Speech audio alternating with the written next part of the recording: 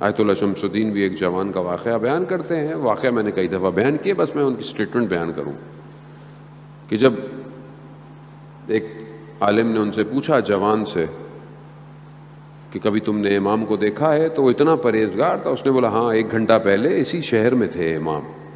تو اس نے پوچھا کہ کیسے اس مقام پہ پہنچتا ہے آدمی؟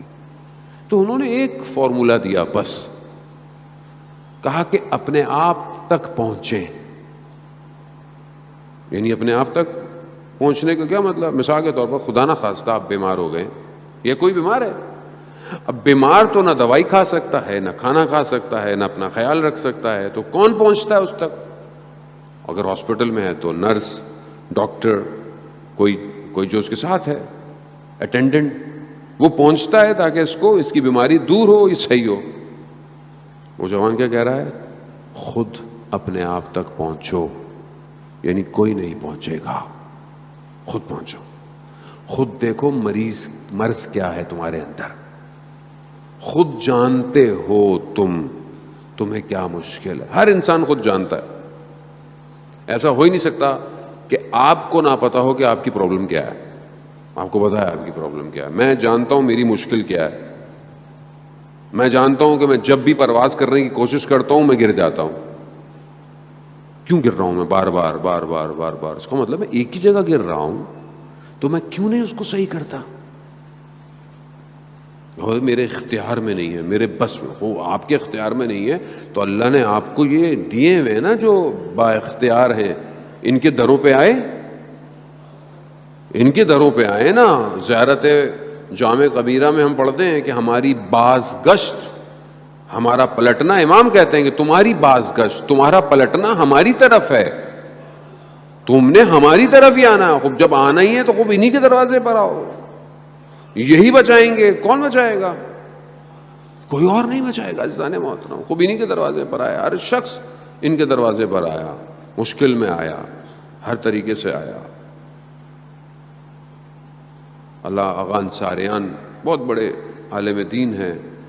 کووڈ کی وجہ سے وہ بھی بہرحال اس سال مجالس نہیں پڑھ پا رہے ہیں. اللہ تعالیٰ ان کو شفاء کاملہ عطا فرمائے.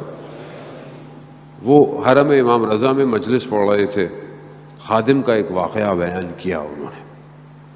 خادم حرم کا سو رہا ہے, اس نے خواب میں دیکھا, ظاہر ہے حرم کا خادم ہے, اس کا خواب بھی ویسے ہی ہے کہ امام آئے, کہا فلانے دروازے پر کوئی آیا ہے, اس کی حاجت کو پورا کرو. حرم کے بہت سارے دروازے ہیں, خدا آپ سب کو حرم امام رضا کی زیارت نصیب فرمائے. خود کیا شان و شوکت ہے اس حرم کی, کیا کیفیت ہے اس حرم کے. ہر صحن کے اندر ایک الگ احساس پیدا ہوتا ہے. اتنے سال گزر گئے مجھے کہ انہی کا کرم ہے سب کچھ, جو بات اب تک بنی ہوئی ہے انہی حرم کے اس صحن میں. آج تک مجھے یاد ہے جب میں پہلی دفعہ زیارت پہ بھی گیا تھا, اس کے بعد امام نے ہمیں بلا ہی لیا, پڑھنے ہی آ جاؤ, یہیں کے ہو جاؤ. وہ جو کیفیت ہے میں آج تک اس کو محفوظ کیے ہوئے ہوں, اس صحن میں جو گوہر شاد کا صحن ہے. اور آپ یقین کریں, میری پوری کوشش ہوتی ہے کہ چاہے میں 1 دن جاؤں 2 دن جاؤں. ابھی بھی مولا نے مجھے اپنی ولادت پہ بلایا, وہاں پہ جشن پڑھنے کے لیے بھی. شب میں سحر میں جب میں وہاں جاتا ہوں, اتنی عنایت ہے, اتنا کرم ہے, اتنا کرم ہے, میں آپ کو الفاظ میں بیان نہیں کر سکتا. امام ایسی وادی میں لے جاتا ہے آپ کو کہ یہ اس حدیث کا مصداق ہے کہ خدا نے ہمارے ذریعے سے اپنے آپ کو پہچنوایا ہے. وہاں جاتے ہی مطلب توحید لبریز ہونا شروع ہو جاتی ہے. وہ خادم گیا, دروازے پہ گیا, جا کے دیکھا تو کوئی شخص نظر نہیں آیا. جب دیکھا تو ایک کتا ہے. کتے نے جیسی خادم کو دیکھا تو مشہد کی گلیوں میں چلنا شروع ہو گیا. جاتے جاتے دیکھا ایک جگہ سڑک کنارے جو پانی بہ رہا ہوتا ہے, اس کے اوپر جالی لگی ہوئی ہے, نالا جو ہوتا ہے صاف پانی گزرنے کا. دیکھا اس کا بچہ اس جالی میں پھنسا ہوا ہے. انہوں نے دیکھا, اس کو نکال لیا.